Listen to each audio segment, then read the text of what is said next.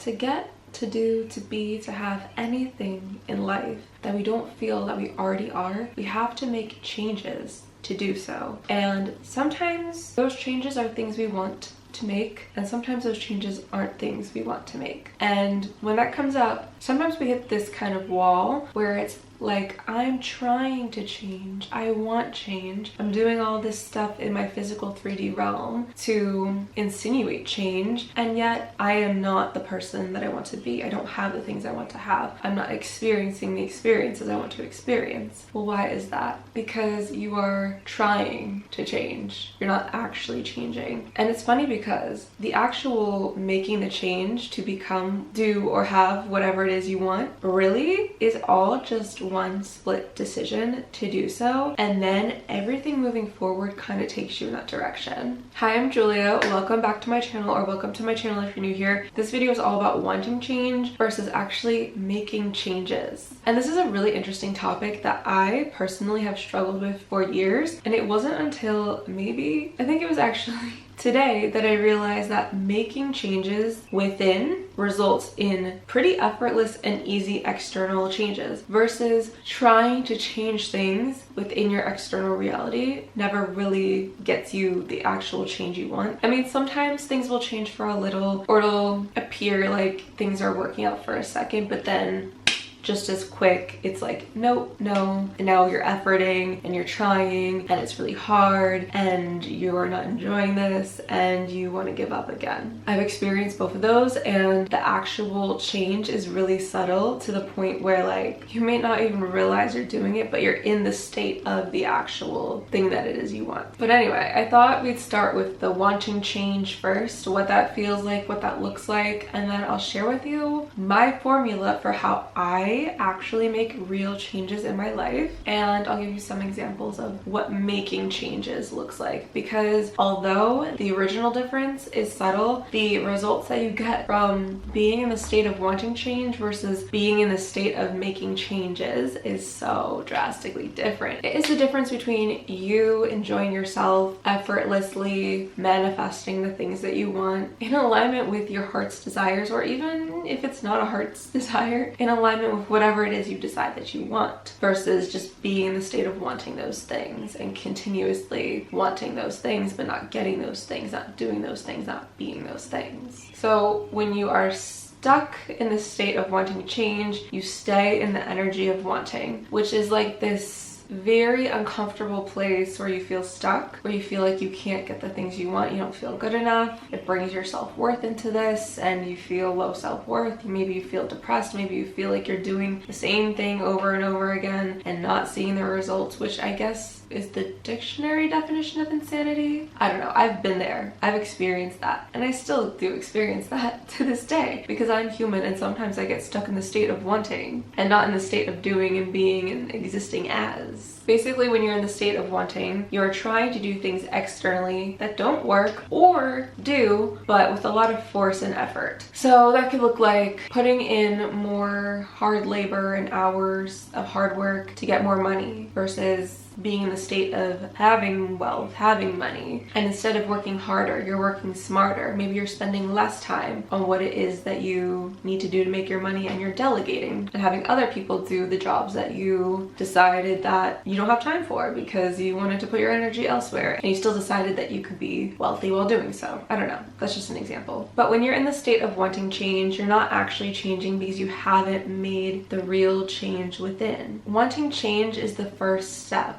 in realizing that you have a desire for something. It's a good place to start, but it's not a good place to stay. It's like getting stuck in kindergarten and never graduating to the first grade. Eventually you're gonna get bored of kindergarten. You've already learned all the stuff you need to learn in kindergarten. You're ready for the next step. That is what happens when you stay in the state of wanting. Wanting is a great first step. I don't want to make wanting come off as a negative thing, because we all have desires, we all have wants, we all have needs. And that is actually amazing, because not only does it force us to grow, but it forces the universe to grow through us. So it is an amazing first step, but that's all it is. It's a first step. So once we realize that we have the desire, we have the want, then we have to move to the next step, which is deciding to make the changes. And that takes us into my formula, because wanting is a part of the formula. It's just the first step of it. Once we decide what we want, then we get to move on to the second step, which could look different depending on what your desire is. Maybe you'll have a research phase where you're looking at different people who have what you want and how they got there. Maybe you're looking at the specific item that you want, the price of it. Or maybe you already know what needs to be done to get what you want and you don't need to go into researching anything. But if you don't know what you need to do to get what you want and the research phase isn't working for you, then the next best thing to do is to ask for a perspective change, either from the universe, your higher self, whatever you believe in. I see it as the part of you that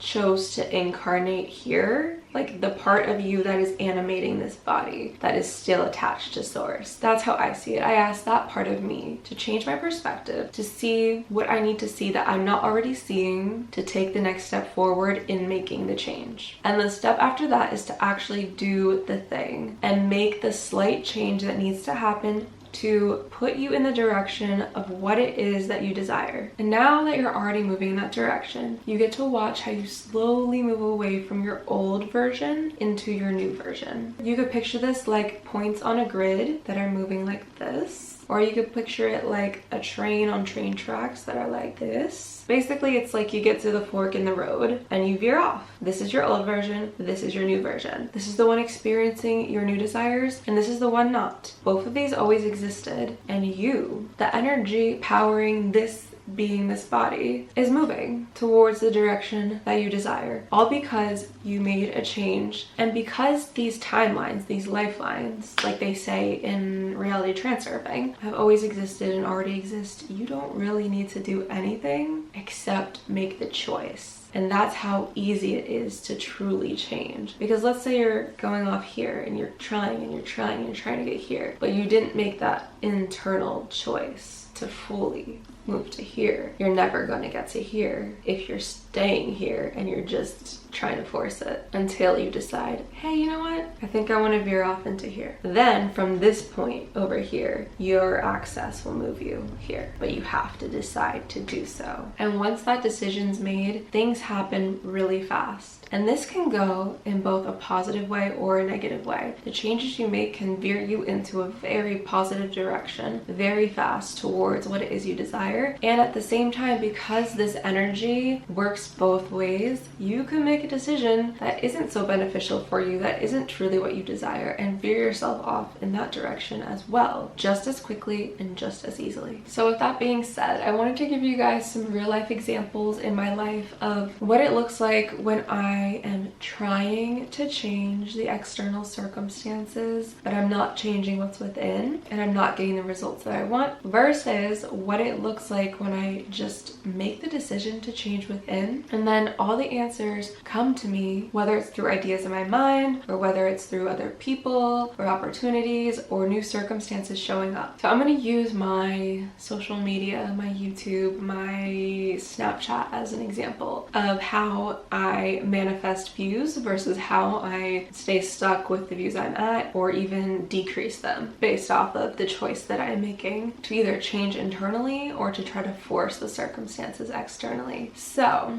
when I'm choosing to change to view my content as something that is valuable for people to watch, that is view worthy, that I find interesting, that I think others will find interesting, then by default I will start to produce ideas in my mind, see things maybe online that I can get inspiration from and make my own. I will have ideas for different videos, ideas for different things I want to include in my stories, and especially ideas for the thumbnails, because the thumbnails are what people see before they click. And so when I'm in that place where I decided to make the change of setting a certain goal for how many views I want to get, let's say that, then all the ideas will come to me, they'll flow through me, and I will be able to implement them and literally see results, I'm not even kidding, overnight. In both my YouTube and my Snapchat, any social media that I've ever done basically has worked like that. I remember there was a time in 2016 where I was making videos and I wasn't feeling super inspired by them, but I was continuing to make them, and my views started to dwindle a little bit, and I was like, ooh, this isn't so good. I don't like getting this number of views, and I would like to get, I think at the time it was like 100,000 views, which is still a lot, but I was like, I want to get 2 million views. And so I decided, okay, I am going to get 2 million views. The idea is going to come to me. I'm going to do it. And that is that. I don't even think I consciously realized this at the time because I just wasn't aware of what I was doing, but that's what I was doing in hindsight looking back. And so within 2 weeks, I posted, I don't know, 2 or 3 videos that got, I'm not even kidding you, 2 million views. I went from 100,000 views to 2 million views per video consistently within 2 weeks. And that summer, they just kept going up and up and up. And my channel kept growing and growing, and I was more and more inspired. So I went from uploading once a week to twice a week, and that continued until I hit 2 million subscribers. I've also experienced the opposite,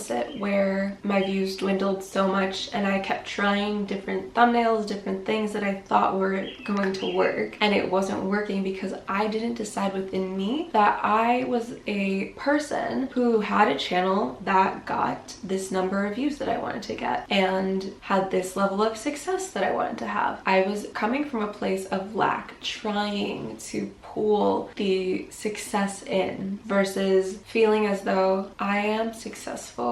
Anything I touch is going to be what I want it to be because I am the energy that is making it. Even when I was succeeding, I didn't realize that it was coming from within me. I thought it was from my amazing thumbnails, but really it was from that energy, that source energy within me that was giving me the ideas that were perfect to get views at the time and make my content be seen. Whereas after the fact, I wasn't in that energy connected to my source, and I was trying to do all the things that worked before when I was getting 2 million views, and it didn't work because it wasn't coming from within me, it was coming from without, and therefore it was coming from a place of lack, trying to get the views. I was trying, I wasn't being, I wasn't doing as the creator. And so that was the major difference. And I can see that now, especially because I've been using this and experimenting with this on my Snapchat, because there's times when my thumbnails are working and I'm getting like 100,000 views a day. And then there are times where my thumbnails, the same, I'm not even kidding you, the same style of thumbnail that got me 100,000 views only got me like, I don't know, 5,000 views. Drastically different, but yet it's the same thumbnail. And why is that? It's because of the energy. It's because of the belief that I have about me and my content and what I'm putting out into the world and how I see myself. That is the only real difference. And so every time I decide to make the changes within to get the results that I want, I'll have this influx, this flow of ideas, and then I'll write them down. And I know that if I'm gonna put them to the use, if I'm gonna put them to the test, I have to stay in that energy of knowing this is going to work. Why? Because it came from the source within me. It is always the source within you that is going to make things happen in your favor. When you work with the source within you, you stay in alignment, you stay in joy, you stay in the passion, you are in sync and in harmony with all there is around you, all there is and all there ever will be. But when you go through the motions, even if you're saying the same things, showing the same things, doing the same things as you would when you are attached to the source within you, if you're not doing it in that state, in that connection within yourself, you're not going to have the same results. Point blank, period. And really, that is the major difference. That is the major change that needs to be made. The only change you ever really need to do is to connect to the source within you. Otherwise, everything you do to try to get what you want won't really get it. At least not sustainably and not with ease, not with grace, not with synchronicity and alignment and all of the beautiful things that we love so much. Wait, I wanted to add one more thing, that being connected to the source within you changes like from moment to moment. You could be connected to the source within you while you are meditating, and then, you know, you stop meditating and then you exit out, and then you're just going through the motions again. It's really like a life meditation. You have to constantly be connecting within while you're in the world, and you're always gonna know the subtle difference. And your emotions will tell you when you feel different emotions. They're indicators of where you are in connection to the source within you. So maybe you're angry. That's a message. That's a message from you to you about where you are, what you're doing, how somebody treated you, this, that, whatever the circumstances. It's a message that you have to look at and be like, okay, I'm angry. What is my anger telling me? And that goes for any emotion. But I will say this, the higher emotional states show you where you are in connection. And you know, you can feel a lower emotion. That doesn't mean you're not in connection. It's just more of like a reminder, hey, look within. Hey, what was that? Catch that. See what that is. That's more of what the lower emotions are telling you, I think, in my opinion. But yes, so maybe we could do a different video on that at a different time. But it's all connected. Everything's connected, of course. So that is it for this video. I love you guys so much, and I'll see you in my next video next week. Bye.